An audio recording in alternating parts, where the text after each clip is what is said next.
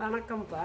இந்த முட்டி வலிக்கெல்லாம் வீட்டிலேயே நம்ம தைலம் காய்ச்சி வச்சுக்கலாம். அதை நம்ம தடவிட்டு வந்தாலே நம்மளுக்கு அப்பப்போ ரிலீஃப் கிடைக்கும். வயசானவங்களுக்கெல்லாம் கால் வலி வரதான் செய்யும். ஏன்னா எலும்புகள்லாம் அந்த ரொம்ப வீக்காக இருக்கும், தேய்மானம் ஆயிரும். அவங்க ஒரு 100 மில்லி அளவு நல்லெண்ணெய் எடுத்துக்கோங்க. சுத்தமான நல்லெண்ணெய் எடுத்துக்கோங்க.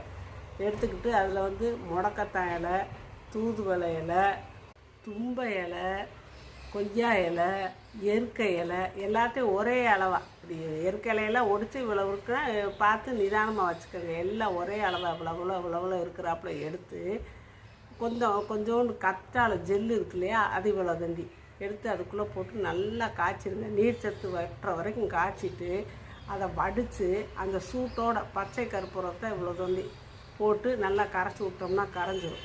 அதை அப்படியே காற்று போகாமல் ஒரு பாட்டிலில் மூடி வச்சுக்கிட்டு காலையில் எந்திரிச்ச உடனே லேசாக சூடு காட்டி அதுக்குன்னு ஒரு கரண்டி வச்சுக்கோங்க. கரண்டியில் கொஞ்சமாக ஊற்றி அதுக்குன்னு சூடு காட்டி காலையில் எழுந்திரிச்சு நல்லா தடவி விடுங்க.